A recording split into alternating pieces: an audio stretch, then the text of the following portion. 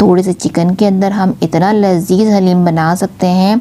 अपने घर की बची हुई रोटियां भी वेस्ट नहीं होंगी, वो भी हमारे यूज़ में आ जाएंगी। बिस्मिल्लाहिर्रहमानिर्रहीम, अस्सलाम वालेकुम। कैसे हैं आप सब? उम्मीद करती हूँ बिल्कुल ठीक होंगे। अल्लाह ताला ऐसे हम सबको हंसता मुस्कुराता आबाद रखे और अपने हिफ्ज़ अमान में रखे।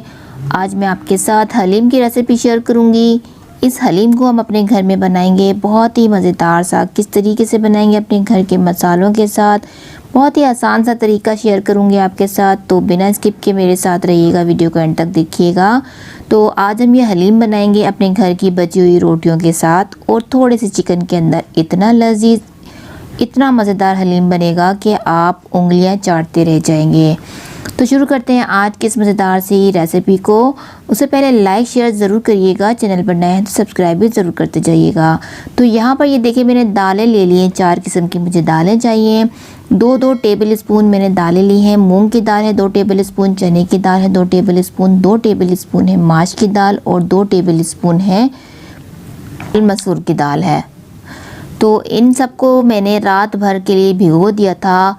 1 पिंच के करीब मैंने डाल दिया था इसमें मीठा सोडा और इसके अंदर 2 चम्मच है मेरे पास जो मैं साबुत ही लिए हैं। इसके अंदर गंदम मैंने ऐड नहीं किया है क्योंकि गंदम की जगह हम डाल रहे हैं यहाँ पर रोटियाँ। तो यहाँ पर ये देखिए मैंने इसको भिगो दिया था पूरी रात के लिए और उसको मैंने अच्छे से वॉश करने के बाद एक दफ़ा फिर मैंने इसको बॉईल करने के लिए रख दिया है। 1/2 टीस्पून हल्दी डालकर इसको बॉईल आने देंगे। इसका मसाला तैयार करते हैं। यहाँ पर है मेरे पास 1 टेबल स्पून है साबुत धनिया, 1 टीस्पून है साबुत काली मिर्च और बादियान के फूल हैं 2 स्टिक है मेरे पास दालचीनी, 2 बड़ी इलायची है, 1 टीस्पून सौंफ है, 3 से 4 बे लीफ है। ये 1 टीस्पून सौंठ का पाउडर है मेरे पास और 1 टीस्पून ज़ीरा है और छोटी इलायची 3 से 4 लौंग है और है मेरे पास जावित्री का फूल और 1 टुकड़ा है मेरे पास जायफल का। तो इन सबको हमने हल्का सा रोस्ट करना है, तकरीबन 1 से 1.5 मिनट तक हम इसको रोस्ट करेंगे। जब हल्की सी इसके अंदर खुशबू आने लगेगी तो इसको हमने उतार देना है। उतारने के बाद भी इसको हमने ठंडा करना है, पैन में चलाते रहना क्योंकि पैन गर्म होगा तो ये नीचे से रोस्ट ज़्यादा हो सकता है। अब इसको हम मिक्सी की जार में डालेंगे और इसको ग्राइंड कर लेंगे। बिल्कुल पाउडर फॉर्म में इसको हमने ले आना है। तो इसको हमने ग्राइंड कर लेना है। यहाँ पर ये देख सकते हैं आप, ये बिल्कुल पाउडर फॉर्म में आ चुका है। अब इसके अंदर और मसाले डालते हैं। 2 टीस्पून में डाल रही हूँ यहाँ पर कश्मीरी लाल मिर्च का पाउडर। कश्मीरी लाल मिर्च नहीं है, आप रेगुलर मिर्च भी यूज़ कर सकते हैं।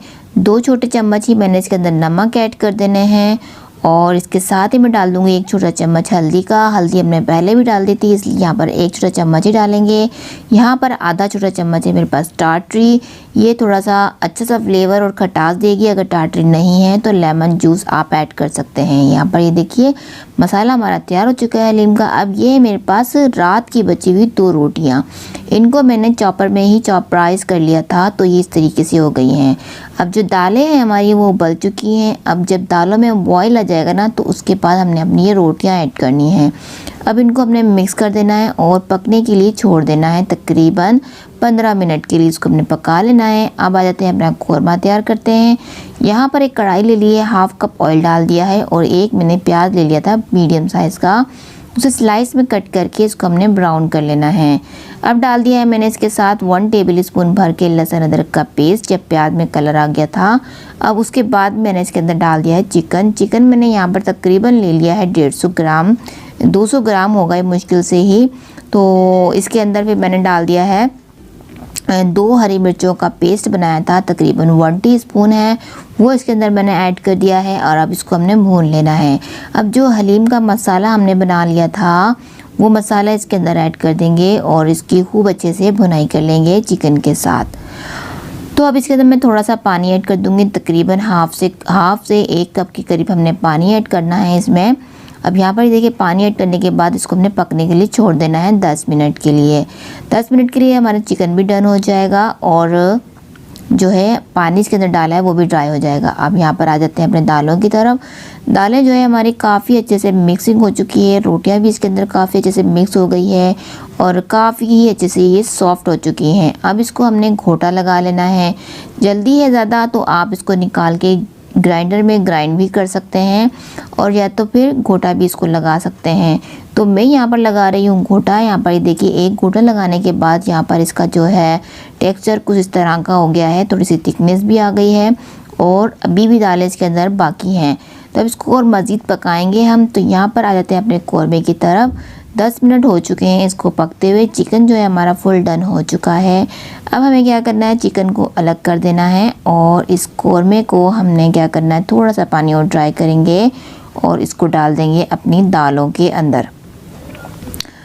तो यहाँ पर देखिए चिकन मैंने बिल्कुल अलग कर दिया है। अब चिकन का हमने रेशा बना लेना है। अब उसको कौरमे को जो बचा था, चिकन के अलावा जो मसाला था, वो इसको हमने दालों के अंदर डाल देना है इस तरह से करके। अब इसको हम मिक्स करेंगे और दालों के साथ इसको हमने पका लेना है ताकि फुल फ्लेवर इसके अंदर आ जाए।